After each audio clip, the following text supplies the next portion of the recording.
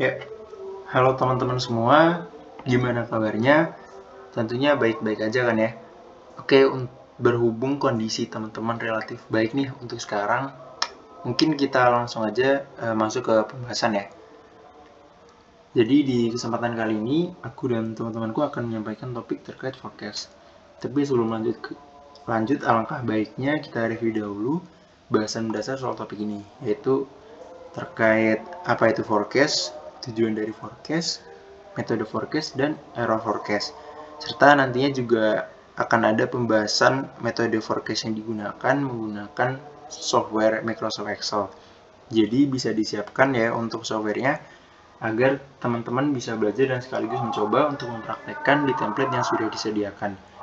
Jika nantinya kalian ada permasalahan, bisa langsung menghubungi asisten IMS terkait. Oke, bahasan pertama terkait definisi forecast. Jadi, forecast atau peramalan adalah prediksi, proyeksi, atau estimasi terjadinya suatu kejadian atau aktivitas yang tidak pasti di masa depan. Karena masa depan sangat sulit dipastikan, oleh karenanya diperlukan sistem forecast baik secara implisit ataupun eksplisit. Sementara tujuan dari forecast ialah menggunakan informasi atau data terbaik yang tersedia saat ini sebagai panduan aktivitas di waktu masa depan untuk mencapai tujuan, dari baik itu organisasi maupun perusahaan. Dan untuk pembahasan responsi kali ini, kita akan cenderung membahas terkait forecast permintaan atau demand untuk memprediksi tingkat permintaan dari suatu produk. Kita lanjut dulu terkait macam-macam metode forecast. Jadi menurut Tony Arnold, metode forecast ini diklasifikasikan menjadi 3 kategori. Ada metode kualitatif, ekstrinsik, dan intrinsik. Kita mulai dari metode kualitatif terlebih dahulu. Jadi metode kualitatif adalah proyeksi berdasarkan penilaian, intuisi, dan pendapat yang diinformasikan.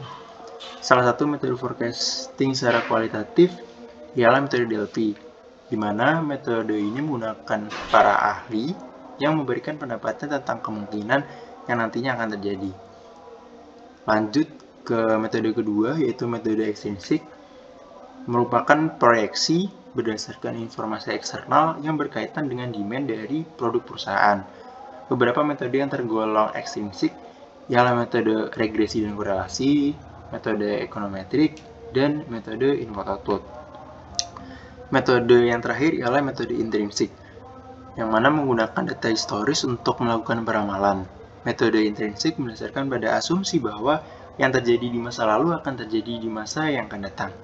Metode ini sangat sesuai untuk peramalan produk dalam volume dan atau variasi yang besar. Metode intrinsik juga sesuai untuk peramalan jangka pendek ya teman-teman. Terkait metode ini akan dipilih metode time series, yang mana ada 4 jenis pola data di dalamnya, yaitu ada random variation, trend, seasonality, dan cycles. Dan dengan mengetahui jenis pola data apa yang nanti muncul, kita akan lebih mudah menentukan metode apa yang selayaknya digunakan. Di time series ini sendiri pun akan digunakan beberapa metode forecast. Seperti halnya pada kesempatan kali ini akan digunakan metode moving average, simple exponential smoothing, Holtz exponential smoothing, dan Winter exponential smoothing. Untuk selanjutnya terkait error peramalan. Seperti yang kita ketahui bahwa pada hakikatnya memang tidak ada forecast yang sempurna dengan keakuratan mencapai 100%. Pernyataan ini pun didukung dengan cara kerja forecast yang bekerja untuk mengurangi resiko ataupun ketidakpastian di masa yang akan datang. Dan kenapa error peramalan perlu dipertimbangkan? Karena nantinya nilai error peramalan terkecil pun yang akan kita dapatkan akan menentukan metode apa yang lebih baik untuk digunakan ya. Jadi salah satu indikatornya jadi nilai error ini juga. Selanjutnya terkait teknik, di sini ada 3 teknik ya yang bisa digunakan dan diaplikasikan. Yang pertama ada MAD, lalu juga ada MAPE, dan yang ketiga ialah track signal. Selanjutnya teman-teman bisa baca di modul saja untuk lebih jelasnya maupun sumber pustaka lain yang sejenis. Oke, tanpa berlama-lama mungkin kita langsung aja masuk ke pembahasan yang pertama, yaitu metode moving average. Jadi metode ini tuh merupakan metode peramalan yang menggunakan jumlah rata-rata periode N dari data periode terakhir untuk dilakukan peramalan di periode berikutnya. Metode ini berguna apabila kita dapat mengasumsikan bahwa permintaan tetap stabil dalam jangka waktu tertentu, ataupun bisa dikatakan stasioner. Di sini bisa dilihat ya teman-teman, untuk moving average di sini kita pakai N2 atau 2 period, dan juga sudah ada keterangan terkait periodnya sudah diisi, dan juga terkait demand sudah diisikan hingga periode ke-12. Nah, tentunya kita akan hitung mulai dari level hingga tracking signal. Jadi untuk yang pertama itu adalah level. Level bisa dicari dengan rumus average atau rata-rata ya teman-teman. Terus teman-teman bisa langsung aja blok kolom B4 dan juga B5. Teman-teman bisa langsung enter. Jadi dimasukkan itu demand atau permintaan di satu periode sebelumnya dan periode yang sedang berlangsung ya, yang mana bisa diartikan kita ambil dari demand periode 1 dan juga demand di periode 2. Oke teman-teman, nanti bisa langsung di drag aja. Oke, setelah di drag kita masuk nih ke forecast. Untuk forecast sendiri bisa didapat dari rumus LT-1 ya teman-teman ya. Jadi dari rumus LT-1 ini bisa diartikan bahwa nilai forecast ini akan sesuai dengan level di satu periode ke belakang. Yang mana satu periode ke belakang itu artinya level di periode kedua. Teman-teman bisa langsung aja blok kolom C5 dan teman-teman bisa langsung enter. Oke, setelah teman-teman berhasil untuk enter, teman-teman bisa langsung aja drag ke bawah sampai ke periode 13. Oke, setelah teman-teman masuk ke periode ke-13, teman-teman bisa langsung ini ya, masukin hal yang sedikit berbeda. Karena di bawahnya ini kan sudah tidak ada lagi ya levelnya, teman-teman bisa asumsikan ambil dari periode ke-12 saja untuk forecast di periode 14 dan 16 agar tidak bergeser kolom acuannya teman-teman ya. Jangan lupa untuk memberikan fungsi dolar ataupun log agar kolomnya terkunci. Teman enter. Terus hal yang sama lagi yaitu teman bisa langsung drag ke bawah. Oke, terkait forecast sudah selesai, lalu terkait error. Error ini didapatkan dari forecast atau peramalan di periode T dikurangi demand di periode T. Oke, langsung aja di enter dan bisa drag ke bawah. Oke. Selanjutnya terkait absolute error ya teman-teman ya. Absolute error ini bisa didapat dari rumus pemutlakan ya. Jadi kalau di Excel itu fungsinya namanya ABS, absolute, dan nanti tinggal ambil aja nilai error yang ada di sebelahnya. Oke, berhasil. Teman-teman bisa drag ke bawah. Oke, selanjutnya masuk ke mean square error teman-teman. Mean square error ini bisa didapat dari rumus jumlah kumulatif ya, jumlah kumulatif kuadrat error pada periode T terus dibagi periode T tersebut dikurangi 2. Oke, langsung aja tulisannya kalian bisa masukin sum square, sum SQ, buka kurung, masukin karena untuk awal ya, awalan dan juga untuk seterusnya jangan lupa fungsi di awalnya ini, acuan awalnya diberikan fungsi log ya. Oke, barulah setelah ini teman-teman bisa bagi dengan periode dikurangi 2. Jangan lupa ditutup kurung, baru di enter, dan teman-teman bisa drag deh sampai ke bawah. Oke, udah dapat mean square errornya. Saja terkait MAD. Jadi MAD ini sama ya, untuk perhitungannya merupakan jumlah kumulatif absolute error, namun ini gak ada square atau pengkuadratannya. Dan yang diambil di sini konteksnya ialah absolute error teman-teman. Jadi langsung aja masukin, sama aja tanpa square. Bisa masukin absolute errornya, mirip seperti yang tadi. Jangan lupa dikunci dulu dengan F4 atau Fn F4, barulah kita bagi dengan periode dikurangi 2.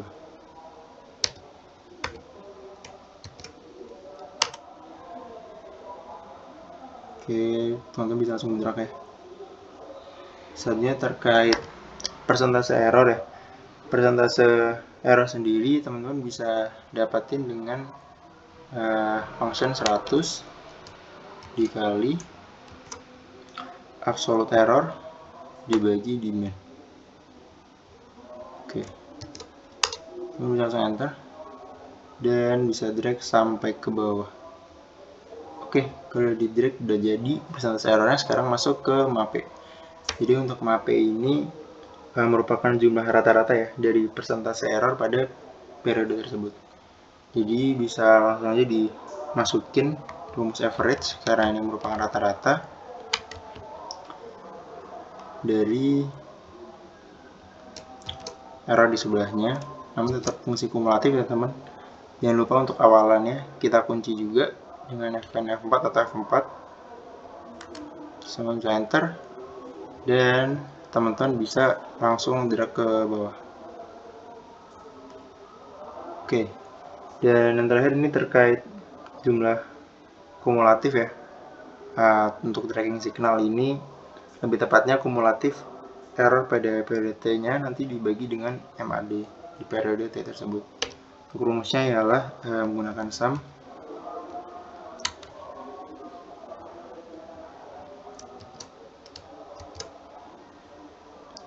jangan lupa dikunci juga dan dibagi oleh MAD. Teman bisa langsung enter.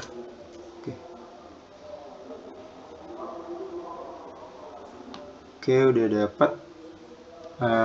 Selanjutnya teman-teman jangan lupa untuk memberikan blok kolom berwarna merah khususnya untuk MAD di periode 12.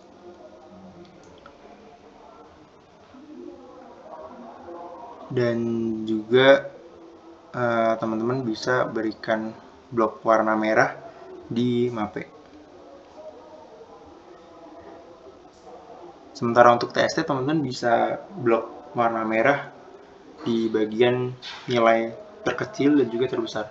Di sini terlihat hampir semuanya ya negatif dan di sini tertingginya jadi 0. Teman-teman bisa langsung aja blok nilai tertingginya dan juga untuk nilai terkecilnya minus 5,54. Teman bisa blok juga warna merah karena nantinya akan dibandingkan ya di proses akhirnya. Oke, di sini juga ada grafiknya ya teman-teman nih. Dari hasil grafik terlihat bahwa error peramalan berfluktuasi secara acak. Dia ada pola di atas dan di bawah 0 sehingga peramalan ini bisa terkategorikan atau terindikasi tidak bias. Ya mungkin itu saja untuk pembahasan moving average. Selanjutnya akan masuk ke pembahasan simple exponential smoothing.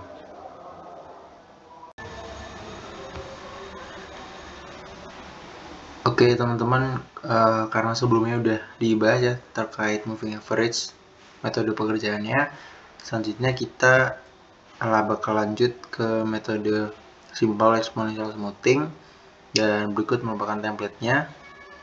Jadi pada metode simple exponential smoothing ini terdapat konstanta alfa ya teman-teman, yang mana menunjukkan pemutusan terhadap level peramalan, yang mana nilainya itu antara 0 hingga 1. Dan nilai alfa ini mendekati 0 ketika data historis yang tersedia tidak mengalami fluktuasi yang signifikan atau dapat dikatakan masih relatif stabil. Sebaliknya, data yang memiliki fluktuasi yang tinggi akan memiliki nilai alfa yang mendekati 1 ya teman-teman ya. Nilai alfa ini dapat dicari secara objektif dengan menggunakan rumus 2 dibagi N plus 1, di mana N-nya merupakan jumlah periode demand yang diketahui. Nah ya teman-teman, ini kan periode sampai 12, jadi masukin aja. Kemudian 2 bagi 12 ditambah 1. Nanti dapat alfanya, terus teman bisa bulatin aja ke yang terdekat. Ini aku ambil 2 di belakang koma, jadi fungsinya round. Dan 2, terus pakai tanda ini dan ditulisin 2 di belakang koma. Oke, itu aja.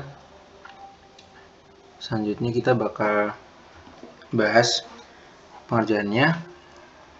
Di sini untuk periode dan demand udah terisi ya sama seperti sebelumnya. Namun di sini ada yang berbeda ya. Di sini ada periode ke 0. Dan untuk periode ke 0 ini gimana cara mencarinya, khususnya untuk yang bagian level. Jadi untuk bagian level 0 ini bisa dicari dengan rumus rata-rata ya, atau kalau function namanya average. Average dari apa? Jadi teman-teman, average-nya itu dari ini ya, nilai demand sampai ini periode 12, 1 sampai 12. Ini bisa kena enter, sudah dapat nih average-nya segini untuk periode 0 ya. Dan selanjutnya untuk yang ke bawah perhitungannya berbeda teman-teman ya. Jadi untuk yang rumus tadi emang buat level 0 aja, sementara untuk level 1 hingga level ke-12 rumusnya kita sangkut pautin dengan alpha yang udah kita dapat sebelumnya, yaitu rumusnya alpha dikali demand periode T ditambah 1 dikurangi alpha dikali level atau LT min 1 ya teman-teman ya. Jadi kita langsung aja masukin. Di sini kita punya alpha 0,15. Terus kita teman-teman bisa kalikan ya dengan B3 ini. Setelah teman-teman kalikan B3, teman-teman bisa ditambah 1 dikurangi alpha tadi kan 0,15. Barulah setelah ini akan kita kalikan dengan level 0. Teman bisa enter. Dan seperti biasa teman bisa langsung drag ke bawah. Target forecast ini rumusnya kurang lebih sama ya sama yang sebelumnya, yaitu LT-1. Jadi teman-teman bisa, karena ini periode 1, langsung aja kita ambil level di periode 0 ya. Terus teman-teman bisa langsung drag untuk yang ini hingga ke periode 13. Dan dengan kondisi yang sama juga, teman-teman bisa ambil acuan level di periode 12. Terus teman bisa langsung kunci atau lock dengan F4. Teman bisa tekan enter. Setelah itu bisa di drag ke bawah sampai periode 16. Oke, sementara untuk error kurang lebih sama teman-teman ya. Rumusnya tetap forecast dikurangin demand. Oke, udah dapat. Teman-teman bisa drag sampai bawah. Selanjutnya kita bakal masuk ke absolute error, dimana absolute error ini kurang lebih sama dengan yang sebelumnya, yaitu pemutarannya ya. Jadi tinggal ketik aja fungsinya ABS dan masukin error di sebelahnya dan langsung aja enter. Saya bisa langsung ke bawah. Oke, nah ini ada mean square error. Mean square error ini kurang lebih penghitungannya sama dengan yang sebelumnya, yaitu merupakan jumlah kumulatif kuadrat error ya pada periode T dibagi periodenya. Dan mungkin perbedaan dengan yang sebelumnya, kalau sebelumnya itu perlu dikurangin 2 ya. Kalau yang ini tuh periodenya ya udah di periode T aja.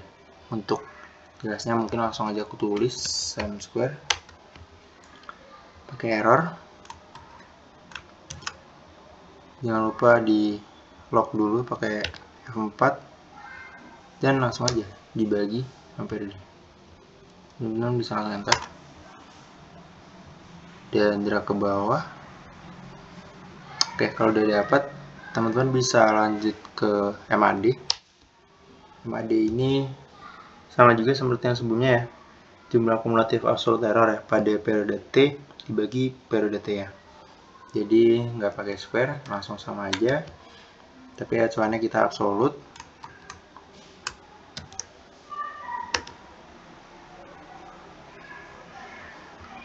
Jangan lupa teman-teman kasih F4 di sini.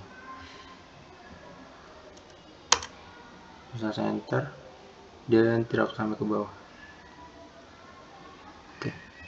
Selanjutnya teman-teman bisa masuk ke bagian error. Untuk error rumusnya juga sama, yaitu 100 dikalikan absolute errornya tadi adalah 655 dibagi demand. Demandnya 64050. Langsung aja di enter. Dapat 16. Terus nanti bisa langsung drag ke bawah. Sementara untuk HP ini sama seperti yang sebelumnya juga, rumusnya itu pakai rata-rata atau average dari errornya teman-teman ya. Dari persentase error yang ada di sebelahnya. Jangan lupa karena ini merupakan rata-rata dan untuk ke bawahnya tidak bergeser kolomnya, bisa teman-teman kasih fungsi lock di sini, terus teman baru bisa enter, terus teman drag ke bawah. Oke. Dan ini terakhir terkait tagging signal. Tagging signal ini rumusnya juga sama, yaitu jumlah kumulatif error ya pada periode T, terus baru dibagi MAD-nya pada periode T juga tentunya. Masukin sum, buka kurung, error.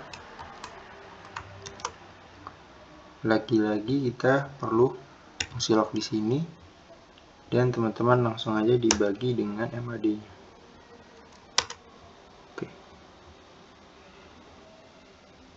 Oke, menanggapi hal yang sama juga, jangan lupa untuk di blok ya teman-teman, bagian MAD, lalu bagian MAP-nya warna merah,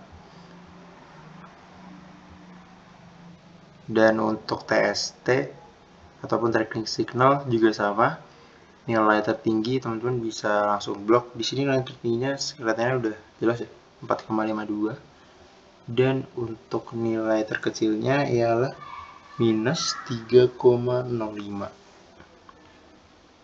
Oke, udah saya terhadap perhitungannya, dan terkait grafiknya sedemikian error dari eksponen smoothing ya. Berdasarkan grafik yang udah kita lihat ini menunjukkan bahwa kesalahan peramalannya tidak berfluktuasi secara acak ya, baik itu di atas atau di bawah 0, sehingga peramalan ini pun terindikasi biasa. Ini kan kelihatan berbeda ya dari yang grafik sebelumnya, ini seperti ada polanya, jadi bisa dikategorikan ini bisa dikategorikan biasa teman-teman ya. Ya mungkin itu aja terkait penjelasan simple exponential smoothing. Untuk dua metodenya akan diteruskan oleh teman saya. Metode yang selanjutnya digunakan adalah Hodge model. Jadi, pada metode ini ada dua konstanta yang digunakan, yaitu ada alfa dan juga beta. Alfa ini menunjukkan faktor level, sedangkan beta menunjukkan faktor tren. Beta digunakan untuk memuluskan faktor tren supaya datanya lebih stabil atau stasioner. Nilai beta berada di antara 0 sampai dengan 1. Nilai beta yang mendekati 0 ketika data historis tidak mengalami fluktuasi tren atau stabil. Sebaliknya, data yang mengalami fluktuasi tren tinggi, maka betanya akan mendekati 1. Dan untuk metode ini, cocok untuk pola data yang mengandung unsur tren. Di sini, ada nilai yang sudah diketahui dan ada yang belum. Untuk alfa dan beta sudah diketahui. Nilai L0 dan T0 di sini maksudnya adalah nilai inisial untuk level dan tren. Nilai L0 dan T0 dapat dicari dengan regresi. Caranya, kita klik pada solver data, kemudian pilih data analisis, selanjutnya kita pilih regresi, dan kita klik OK. Masukkan data demand periode 1 sampai 12 untuk input Y range, kemudian untuk input X range kita masukkan periode ke 1 sampai 12. Kemudian kita klik OK. Maka di sini akan muncul data hasil regresi. Dan di sini kita sudah tahu untuk hasil regresinya.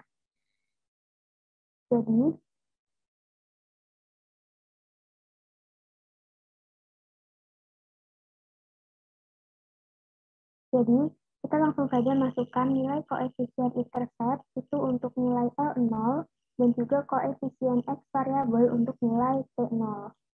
Kemudian kita kembali lagi ke tag Hodge model. Nah, kemudian kita isikan Pada L0 itu sama dengan round up, buka kurung, kita masuk ke state regresi, kemudian kita pilih B17, kita ketikkan titik koma atau koma sesuai dengan laptop masing-masing, kemudian kita ketikkan 0, tutup kurung, dan enter. 0 itu sama dengan round up, buka kurung, kita masuk ke tab regresi, kita pilih B18, titik koma, 0, dan tutup kurung, enter. Kita masukkan nilai L0 dan juga T0 sebagai nilai di level periode 0 dan nilai tren di periode ke-0. Atau pada sel C2, itu kita ketikkan sama dengan O2, dan pada sel B2 itu sama dengan O3. Kita enter. Nah, setelah level dan tren periode 0 ini sudah ada nilainya, maka kita bisa melakukan peramalan dengan metode Holt. Pertama, kita isi kolom level periode 1 atau C3 dengan alfa dikali dimen periode pertama ditambah 1 dikurang alfa dikali level periode 0 ditambah tren periode 0, atau kita ketik sama dengan 0,15 dikali sel B3 ditambah buka kurung 1 min 0,15 tutup kurung dikali sel C2 ditambah C2. Kita tutup kurung dan kita enter. Kemudian kita drag sampai periode ke-12. Kemudian kita isi kolom tren pada periode 1 atau D3 dengan beta dikali level periode 1 dikurang level periode 0 dan ditambah 1 dikurang beta dikali tren periode 0. Atau kita bisa ketikkan sama dengan 0,1 dikali buka kurung sel C3 dikurangi dengan C2 tutup kurung ditambah buka kurung 1 dikurang 0,1 tutup kurung dikali sel B2. Kemudian kita enter dan kita drag sampai periode ke-12. Lalu kita isi forecast pada sel P3 dengan nilai level periode 0 ditambah tren periode 0, atau ketik sama dengan C2 ditambah dengan D2. Kita enter, kemudian kita drag sampai periode ke-13. Di mana untuk periode 14 ini merupakan nilai level periode 12 ditambah 2 dikali nilai tren periode 12, atau pada sel ini kita ketikkan sama dengan C14 ditambah 2 dikali dengan D14. Kita enter. Selanjutnya, untuk proses periode 15 itu sama dengan C14 ditambah 3 dikali dengan D14. Kita enter. Dan untuk forecast periode 16 itu sama dengan sel C14 ditambah 4 dikali dengan D14. Dan kita enter. Kemudian untuk perhitungan error itu masih sama dengan metode sebelumnya, yang dimana kita isikan pada F3 itu forecast dikurangi dengan dimen, atau kita ketikkan sama dengan E3 dikurangi D3. Kemudian kita enter, dan kita drag juga sampai ke periode 12. Untuk absolute error atau G3 ini isi dengan absolute dari errornya. Atau kita ketik sama dengan tab dalam kurung F3 tutup kurung enter. dan kita drag juga sampai ke periode 12. Isi mean square error pada sel H3 dengan jumlah kumulatif kuadrat error pada periode pertama dibagi dengan periode pertama. Atau ketikkan sama dengan buka kurung sel F3, kita absolutkan,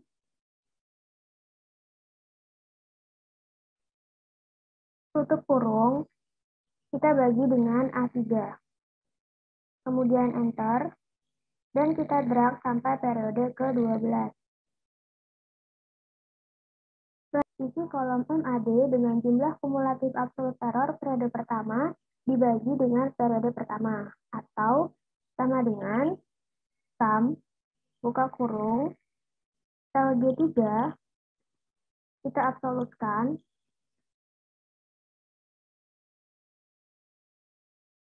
kemudian kita tutup kurung, kita bagi dengan A3, kita enter, dan drag sampai periode ke-12. Lalu kita beri highlight pada periode ke-12.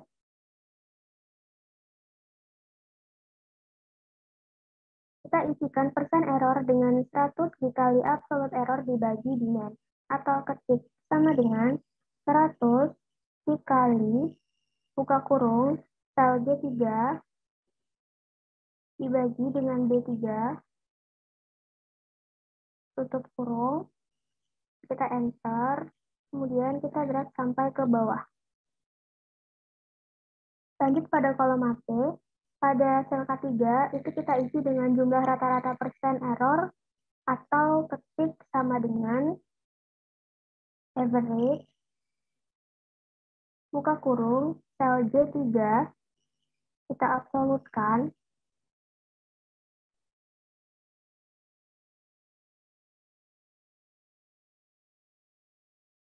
kemudian tutup kurung, kita enter, dan kita drag juga sampai ke bawah.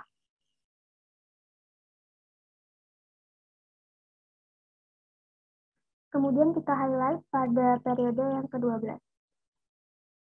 Terakhir, kita isi kolom E5 dengan jumlah kumulatif error periode pertama dibagi dengan MAD periode pertama, atau ketikkan dengan sama dengan sum, buka kurung, sel F3, ini kita absolutkan, kemudian kita tutup kurung, kita bagi dengan sel I3. Kita enter, dan kita drag sampai ke periode 12. Lalu kita highlight nilai terbesar dan terkecil untuk mengetahui range-nya, yaitu di sini pada periode 5 itu nilai terkecilnya, kemudian untuk nilai terbesarnya itu ada di periode 7. Baik, kita masuk ke metode forecast yang terakhir, yaitu winter method. Untuk mendukung pengerjaan metode winter ini, teman-teman bisa mengunduh template 2 yang sudah disediakan oleh laboratorium IMS. Apabila di metode sebelumnya hanya terdapat 2 konstanta, maka di metode winter ini kita akan menggunakan 3 konstanta, yaitu alpha, beta, dan gamma. Alpha menunjukkan faktor level, beta menunjukkan faktor trend, dan gamma menunjukkan faktor seasonal. Gamma menunjukkan pemulusan terhadap faktor seasonal peramalan, yang nilainya berada di antara 0 dan 1. Nilai gamma mendekati 0 ketika data historis relatif stabil, dan mendekati 1 ketika data historis berfluktuasi. Metode ini cocok digunakan untuk pola data yang mengandung unsur tren dan seasonal. Baik, sebelum kita menghitung peramalannya, kita perlu mengestimasi initial level dan tren di periode 0. Kita juga perlu menghitung seasonal faktornya. Yang pertama, kita masukkan data demand yang diketahui pada kolom demand.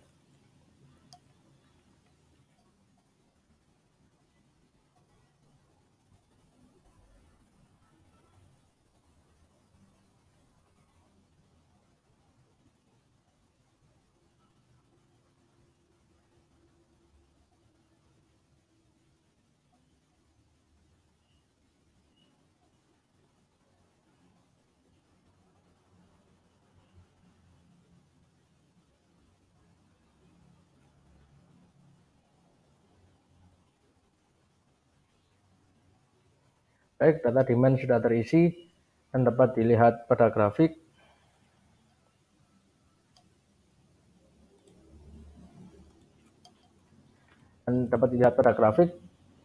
Bahwa data demand mengalami kenaikan pada periode tertentu.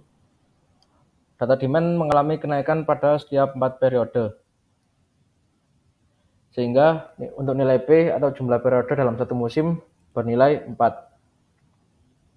Dikarenakan demand mengalami kenaikan pada setiap 4 periodenya.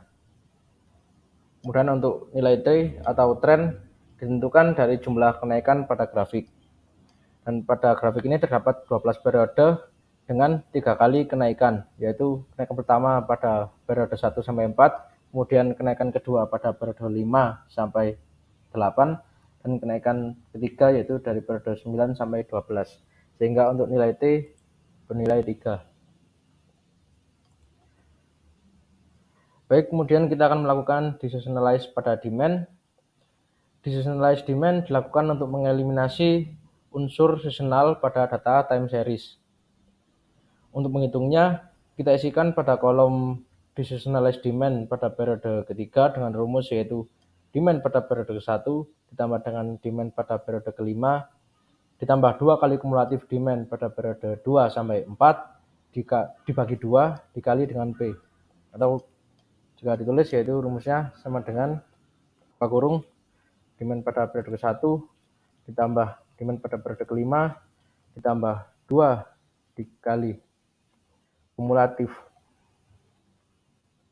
dari demand periode 2 sampai 4 tutup kurung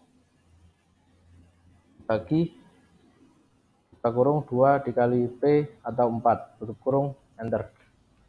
Dan kita drag sampai ke periode 10.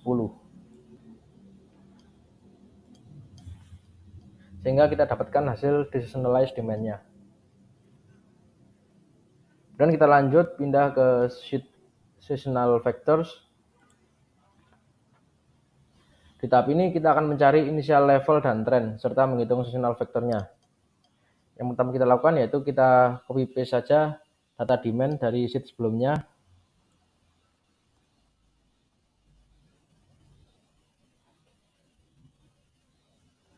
Dan yang pertama kita cari yaitu initial level dan trend awal atau L0 dan T0.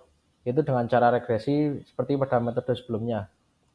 Caranya yaitu buka toolbar data, kemudian klik data analysis.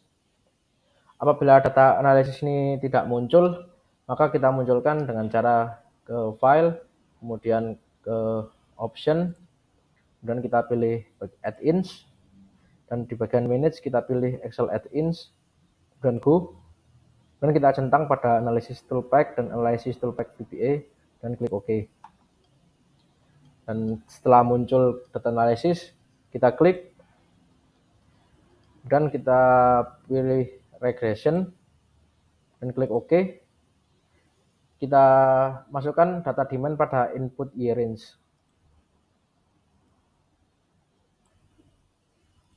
Kemudian kita masukkan data periode ke input X range. Dan kita klik OK. Setelah itu akan muncul sheet baru untuk menampilkan hasil regresinya. Dan di sini terdapat hasil koefisien intercept dan koefisien X variabel 1. Untuk koefisien intercept ini akan kita gunakan sebagai nilai L0 dan koefisien X variabel 1 akan kita gunakan sebagai hasil T0. Kita kembali saja ke sheet seasonal factors. Kita masukkan rumus L0 yaitu sama dengan round up. Kita panggil dari sheet regresi tadi bagian koefisien intercept. Kemudian kita bulatkan. Untuk pembulatannya bisa disesuaikan dengan Excel masing-masing. Dan di Excel ini saya masukkan titik 2 untuk pembulatannya. Kemudian titik 0, tutup kurung, dan enter. Dan dengan cara yang sama kita lakukan untuk mencari nilai T0 yaitu sama dengan round up atau pembulatan ke atas. Kita panggil dari sheet regresi tadi bagian koefisien X variabel 1. Pembulatannya titik 2, maksud saya titik koma, klik titik 0, tutup kurung, enter. Jadi di sini untuk initial level dan trend sudah diketahui. Maka selanjutnya kita dapat menghitung decisionalized demand untuk mencari seasonal faktornya. Untuk rumus decisionalized demand yaitu nilai L0 ditambah periode 1 dikali dengan T0. Atau jika diketik rumusnya yaitu sama dengan G2 kita absolut dengan F4 ditambah periode 1 dikali dengan nilai T0 kita absolut dengan F4. Enter. Dan kita drag sampai ke periode 12. Kemudian selanjutnya yaitu mencari nilai seasonal factor. Rumusnya yaitu demand dibagi dengan decisionalized demand. Atau bila ditulis rumusnya yaitu B2 dibagi C2. Kita enter. Kemudian kita drag sampai periode 12.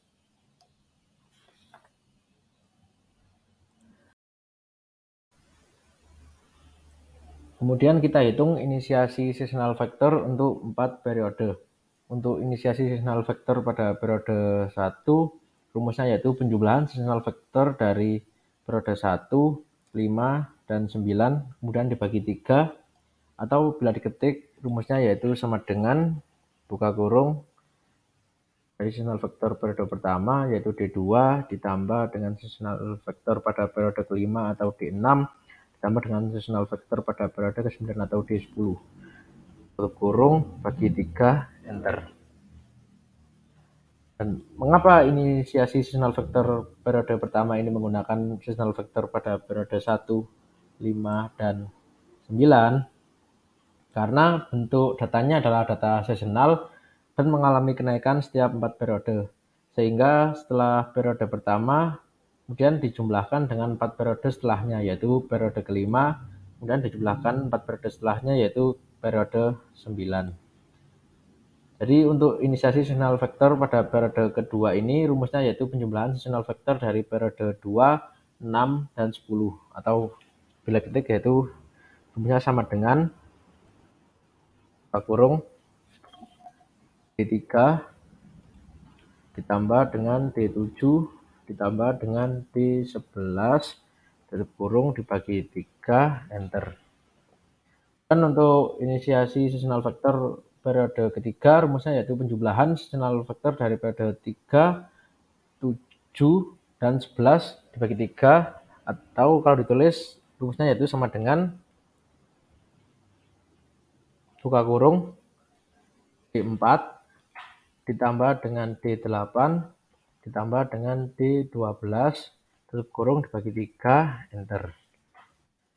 Dan untuk inisiasi seasonal factor periode 4, rumusnya yaitu penjumlahan seasonal factor dari periode 4, 8, dan 12 kemudian dibagi 3, dan atau bila diketik rumusnya yaitu sama dengan buka kurung dari D5 ditambah dengan D9 ditambah dengan D13 kurung dibagi 3, enter. Setelah semua perhitungan initial level, trend, dan seasonal selesai, maka kemudian kita lanjut menghitung forecast dan error metode winternya. Dan kita lanjut ke sheet winter method. Dan di sini sudah diketahui untuk konstanta alfa, beta, dan gamma. Pertama yang dilakukan yaitu kita melakukan perhitungan untuk level. Untuk level rumusnya yaitu alfa dikali demand periode 1 dibagi seasonal factor periode 1 ditambah 1 min alfa dikali level periode 0 ditambah trend periode ke 0. Atau kalau ditulis rumusnya yaitu sama dengan 0,15 atau alfa dikali buka kurung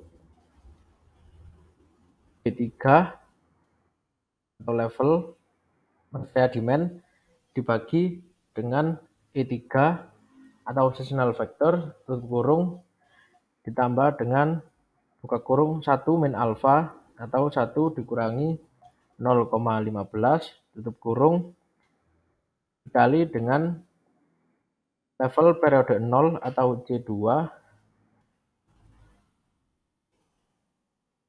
ditambah dengan tren periode 0 atau D2 kurung enter, dan kita drag sampai ke periode 12. Di sini periode ke-5 sampai ke-12 belum teridentifikasi karena seasonal faktornya hanya diketahui sampai periode ke-4.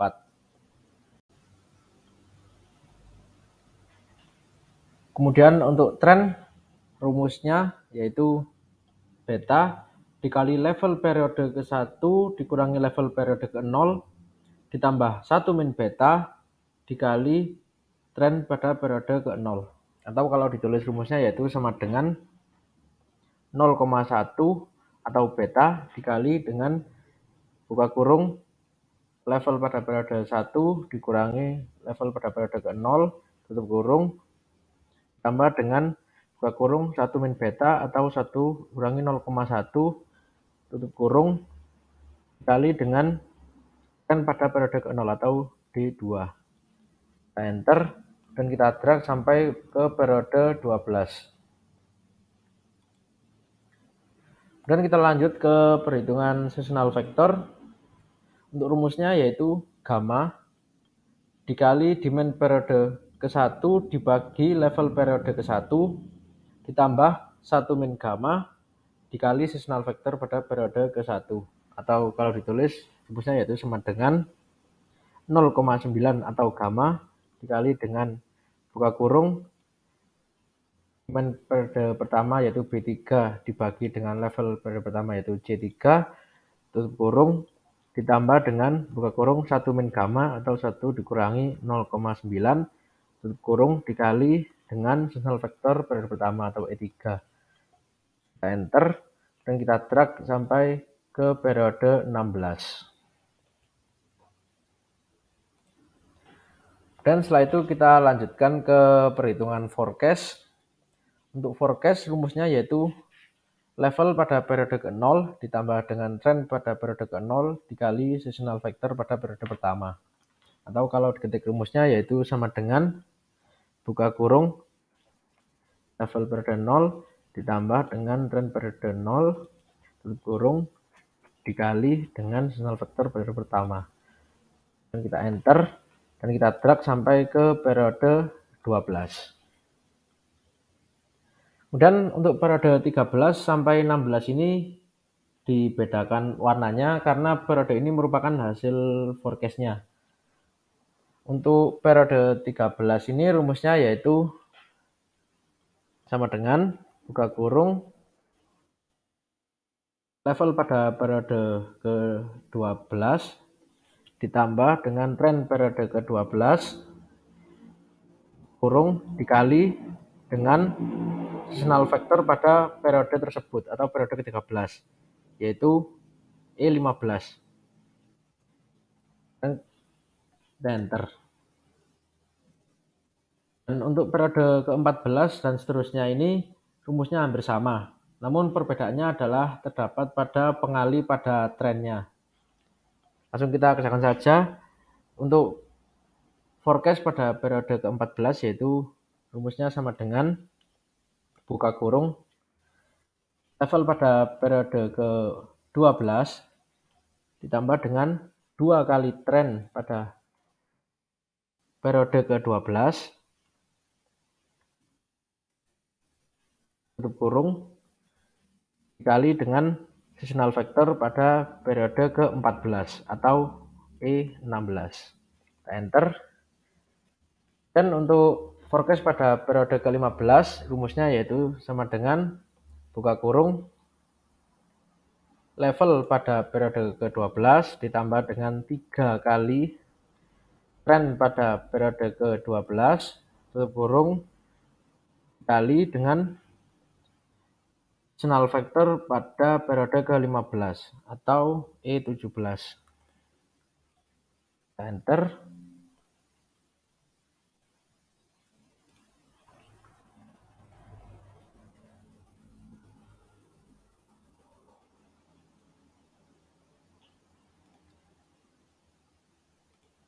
Kemudian kita lanjutkan ke forecast periode ke-16. Rumusnya yaitu sama dengan buka kurung level pada periode ke-12 ditambah dengan 4 kali tren pada periode ke-12 tutup kurung dikali dengan vektor pada periode ke-16 atau E18. Kita enter. Nah, untuk forecast sudah selesai. Bisa kita lanjutkan ke perhitungan error. Untuk error rumusnya yaitu forecast pada periode pertama dikurangi demand pada periode pertama. Atau kalau ditulis rumusnya yaitu sama dengan F3 dikurangi dengan B3. Kita enter dan kita drag sampai periode ke-12.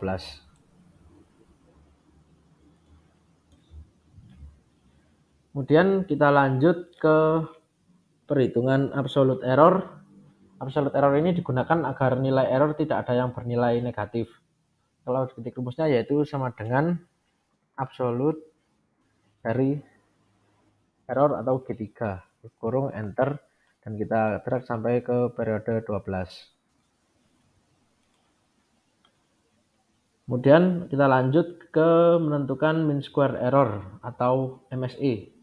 Rumusnya yaitu jumlah kumulatif kuadrat absolute error pada periode pertama dibagi dengan periode pertama. Atau kalau ditulis rumusnya yaitu sama dengan sum square dari absolute error H3 kita absolute dengan F4 2 H3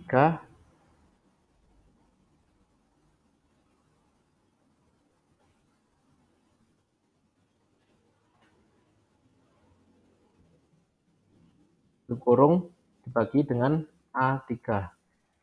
Enter. Dan kita drag sampai periode ke-12. Kemudian kita lanjut ke perhitungan MAD. Rumusnya yaitu jumlah kumulatif absolute error pada periode ke-1 dibagi dengan periode ke-1. Atau kalau kita tulis rumusnya yaitu sama dengan sum dari A3 kita absolute kemudian titik 2 H3 tutup kurung dibagi dengan A3. Kita enter dan kita drag sampai ke periode ke-12.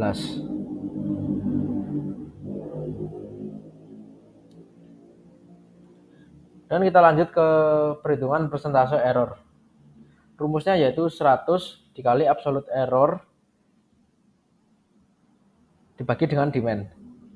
Atau kalau kita tulis rumusnya yaitu sama dengan 100 dikali dalam kurung absolute error dibagi dengan kurung enter. Dan kita drag sampai ke periode 12. Kemudian kita lanjut ke perhitungan MAPE. Rumusnya yaitu jumlah rata-rata persentase error pada periode pertama. Kalau diketik rumusnya yaitu sama dengan average kurung dari persentase error atau K3 kita absolute K3 kurung dan kita enter. Kita drag sampai ke periode 12.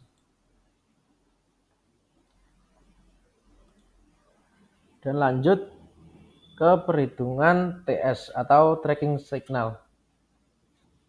Rumusnya yaitu jumlah kumulatif error periode 1 dibagi dengan MAD pada periode ke-1. Atau kalau diketik rumusnya yaitu sama dengan sum kurung G3 kita absolute dengan F4 2 G3 kurung dibagi dengan MAD atau J3. Kita enter dan kita drag sampai ke periode 12.